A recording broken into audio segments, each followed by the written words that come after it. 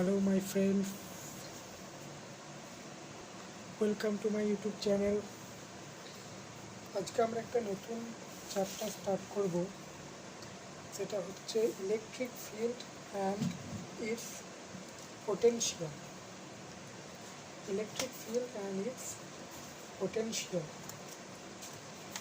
Electric field কি? যদি যে কোনো একটা জায়গায় কোনো স্থানে যদি কোনো চার্জ থাকে, হয়তো কিউ একটা চার্জ আছে কোনো স্থানে, সেই কিউ চার্জটা চারিদিকে একটা ক্ষেত্র তৈরি করবে, যে ক্ষেত্রের মধ্যে অন্য একটি চার্জ যদি প্রবেশ করে তো সেই চার্জটা একটা ফোর্স এক্সপেরিয়েন্স করবে বা ফোর্স অনুভব করবে। সেই ফোর্সটা এখানে হচ্ছে ইলেকট্রিক ফোর্স। এবং যে ইলেকট্রিক ফিল্ডটা অ্যাপ্লাই হচ্ছে এখানে, ইলেকট্রিক ফিল্ড যে ইলেকট্রিক ক্ষেত্র, সেটা হচ্ছে এই চার্জটার উপর যে ফোর্স পড়লো বা এই চার্জটা যে ফোর্স এক্সপেরিয়েন্স করলো সেইটা বাই চার্জের ভ্যালু। এটা হচ্ছে এই ইলেকট্রিক ফিল্ড। একইভাবে গ্র্যাভিটেশনাল ফোর্সের ক্ষেত্রে আমরা দেখেছিলাম কোনো একটা মাস, ধরা যাক m1, সেটা অন্য একটা মাস m2কে F equals to G m1 m2 by r square এই ফোর্স দ্বারা অ্যাট্রাক্ট করে। এই ক্ষেত্রে ইলেকট্রিক ফিল্ডটা equals to F by Q. মানে কোনো একটা চার্জকে যদি ধরা যাক একটা চার্জ কিউ, যাকে অন্য একটা চার্জে কোথাও যদি নিয়ে যাওয়া হয় এবং সেখানে নিয়ে যাওয়ার জন্য যদি সে কোনো ফোর্স অনুভব করে তখন জানতে হবে ওখানে অন্য কোনো একটা চার্জের উপস্থিতি আছে যে এই চার্জটার উপর ফোর্স দিচ্ছে, বা আগে থেকে ওখানে একটা চার্জ আছে যার একটা তড়িৎ ক্ষেত্র আছে এবং ইলেকট্রিক ফিল্ড তড়িৎ ক্ষেত্র আছে, যে তড়িৎ ক্ষেত্রের মধ্যে আমি এই চার্জটাকে প্রবেশ করিয়েছি, সেই জন্য এ ফোর্স এক্সপেরিয়েন্স করছে। এটা হচ্ছে ইলেকট্রিক ফিল্ডের প্রাথমিক ধারণা। চার্জ একটা জিনিস, সেটা হচ্ছে চার্জ ইজ কনজার্ভড। চার্জ সবসময় কনজার্ভ থাকে।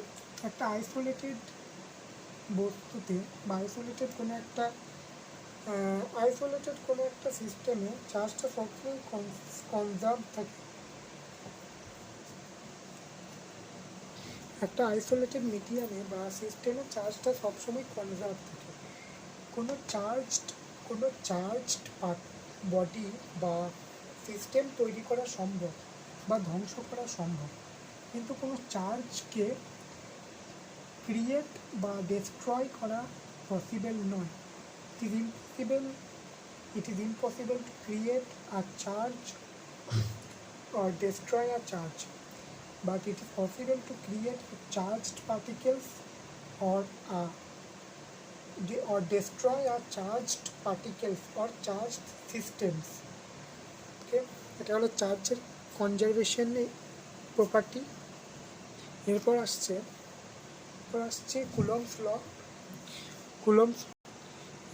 Coulomb's law. ধরা যাক একটা চার্জ Q1 আর একটা চার্জ Q2, এদের মধ্যে যে ডিস্টেন্স, সেই ডিস্টেন্সটা হচ্ছে D। এদের মধ্যে যে ডিস্টেন্সটা হচ্ছে D। ঠিক আছে, তো এদের মধ্যে যে ফোর্সটা কাজ করবে সেটা হচ্ছে K ইন্টু, ডিটেলে বলি, এদের মধ্যে যে ফোর্সটা কাজ করবে সেটা অ্যাট্রাক্টিভ না রিপালসিভ সেটা পরে আসছি। এদের মধ্যে যে ফোর্সটা কাজ করবে সেই ফোর্সটা হচ্ছে এই দুটি চার্জের যে ভ্যালু, সেই ভ্যালু দুটির গুণফল এর প্রপোর্শনাল, সমানুপাতিক, এবং তাদের মধ্যেকার যে দূরত্ব তার ব্যস্তানুপাতিক। তাহলে ভেদের সূত্র অনুযায়ী বা ভেরিয়েন্সের ল অনুযায়ী ভেরিয়েন্সের যে প্রপোর্শনালিটি ল সেই ল অনুযায়ী F variance of Q1 Q2 by d square সমান আমরা দেখতে পারি k into Q1 Q2 by r square. Charge দুটি যদি একই ধর্মী হয়, মানে দুটোই যদি পজিটিভ হয়, তো তাদের মধ্যে রিপালসিভ ফোর্স বা বিকর্ষণধর্মী ফোর্স কাজ করবে। একটা যদি পজিটিভ এবং একটা যদি নেগেটিভ হয়, তো তাদের মধ্যে আকর্ষণধর্মী ফোর্স বা অ্যাট্রাকটিভ ফোর্স কাজ করবে। যদি দুটোই নেগেটিভ হয়, তো তাদের মধ্যে সেক্ষেত্রেও রিপালসিভ ফোর্স কাজ করবে। এরপর আসছে কে এর ভ্যালুতে।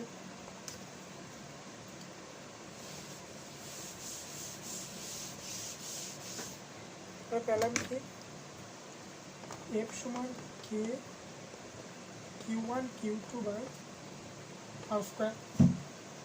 কেটা হচ্ছে প্রপোর্শনালিটি কনস্ট্যান্ট, যার মান ধরা হয় 1/4πε0।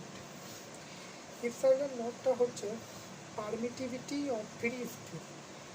Epsilon not is the permittivity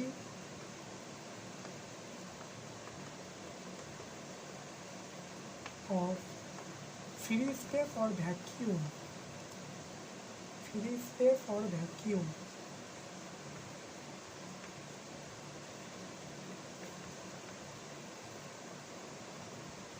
This is called permittivity.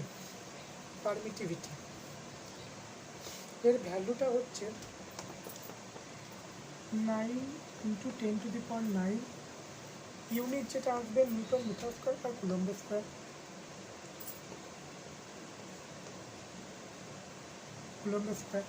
এবার ইউনিটে আসি, ইউনিটগুলো কি হবে। পারমিটিভিটির ইউনিটটা কীভাবে এলো সেটা দেখি। এফ সমান হচ্ছে K 1/4πε0 Q1 Q2 by R square. তাহলে ইপসাইলন নট সমান 1/4π into 1/f Q1 Q2 by R square. Epsilon naught force, sorry আমি 1/4πε0টাই বার করছি, শুধু ইপসাইলন নট বের করিনি, 1/4πε0টাই বের। তো 1/4πε0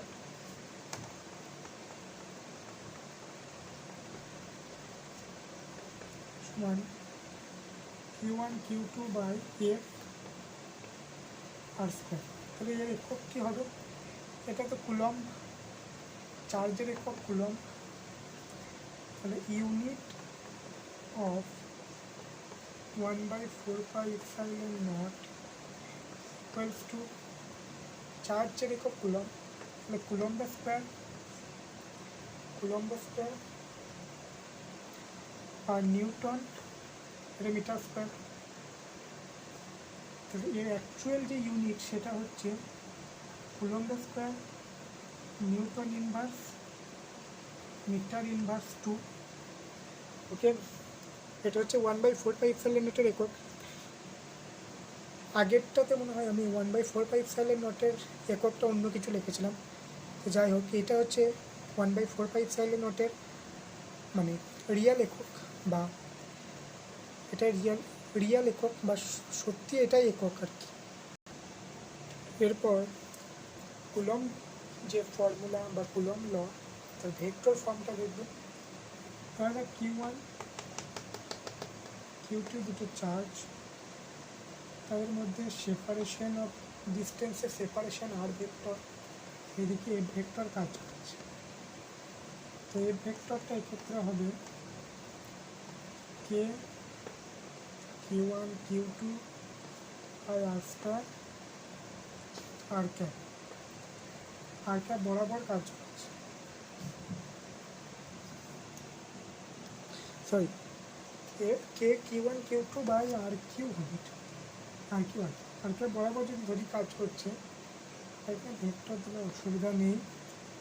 যদি আর ভেক্টর বরাবর থেকেই যদি কাজ করছে, তো এটা হচ্ছে ভেক্টর ফর্ম। আর ভেক্টরটা হচ্ছে position vector of the force experiencing particle with respect to the force exerting particle in this form। এই ফর্মে যদি লিখি তো মানে ভেক্টর ফর্মটা এটা, যেখানে আরটা হচ্ছে পজিশন ভেক্টর, যে পার্টিকেলটা ফোর্স এক্সপেরিয়েন্স করছে সেই পার্টিকেলটার পজিশন ভেক্টর, কার রেসপেক্টে যে পার্টিকেলটা ফোর্স ছাড়ছে বা ফোর্স এক্সার্ট করছে তার রেসপেক্টে যে ফোর্স এক্সপেরিয়েন্স করছে তার পজিশন ভেক্টর হচ্ছে আর ভেক্টর, এবং এফ ভেক্টরটা হচ্ছে তাদের মধ্যবর্তী যে ক্রিয়ারত যে ফোর্স বা কুলম্ব ফোর্স সেটা। তো ইলেকট্রিক ফিল্ড দেখলাম, ইলেকট্রিক ফিল্ড হচ্ছে একটা ভেক্টর কোয়ান্টিটি, তাকে ই ভেক্টর দিয়ে ডিনোট করা হয়। এই ভেক্টরটা হচ্ছে ভেক্টর কোয়ান্টিটি। এবার দেখব electric field due to a point charge. একটা পয়েন্ট চার্জের জন্য ইলেকট্রিক ফিল্ড কত হবে, পয়েন্ট চার্জের জন্য ইলেকট্রিক ফিল্ড কত হয় দেখি। ধরা যাক একটা point charge Q,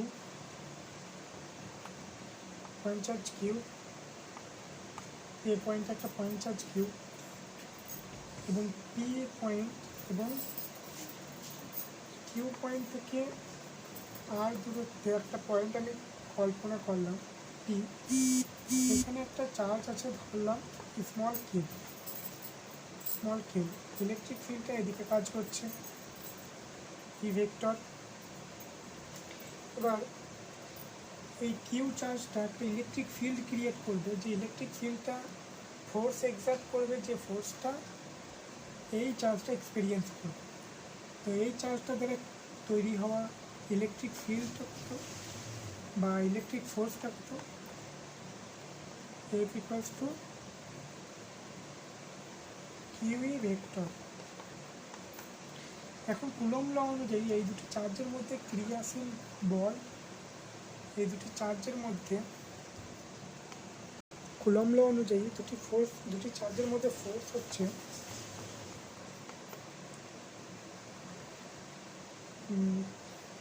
K Q into Q by R square. Magnitude যদি নিই তাহলে এফ সমান কিউই। তো তো তো ইলেকট্রিক ফিল্ডটা কত, ই সমান এফ বাই কিউ, এই ফর্মুলা অনুযায়ী। তাহলে এফের জায়গায় যদি আমি এটা বসাই তো পাবো K Q by R square by 1/4πε0 into Q by R square. এটা একটা পয়েন্ট চার্জ কিউয়ের জন্য যে ইলেকট্রিক ফিল্ড। ওকে, আশা করি এটা বুঝতে পেরেছ। এবার যদি ইলেকট্রিক ফিল্ডটা অনেকগুলো চার্জের জন্য বার করতে বলতো, তো অনেকগুলো চার্জের জন্য ইন্ডিভিজুয়ালি আমাকে ফিল্ডটা বার করতে হতো, তখন তারপর ওদের ভেক্টর এডিশন করতে হতো। যেহেতু ইলেকট্রিক ফিল্ড একটা ভেক্টর, তাই অনেকগুলি চার্জের ক্ষেত্রে যদি ইলেকট্রিক ফিল্ড বার করতে বলে তো ইন্ডিভিজুয়ালি সেই চার্জগুলোর জন্য ইলেকট্রিক ফিল্ড বের করব এবং তারপরে ভেক্টর এডিশন করব, তখন আমি রেজাল্টেন্ট যে ইলেকট্রিক ফিল্ড ওই সমস্ত চার্জের জন্য সেটা পাবো। তো আজকে ভিডিওটা এতটা পর্যন্তই। আই হোপ তোমরা বুঝতে পেরেছো। তো ভালো লাগলে শেয়ার, লাইক ও সাবস্ক্রাইব করে দিও। আবার দেখা হচ্ছে পরের দিন অন্য একটা টপিক নিয়ে। এরপরে electric field, electric potential energy, electric field তো হলো, আজকে electric potential energy, electric potential due to a point charge, the relation between electric field and potential, এগুলো নিয়ে আলোচনা করবো। আরও ইন্টারেস্টিং টপিক আছে, টর্ক আছে। তো সাবস্ক্রাইব করে দিও, সঙ্গে থেকো। আর ভিডিওটা কেমন হয়েছে কমেন্ট সেকশনে জানিও। আজকের মতো থ্যাংক ইউ, গুড বাই।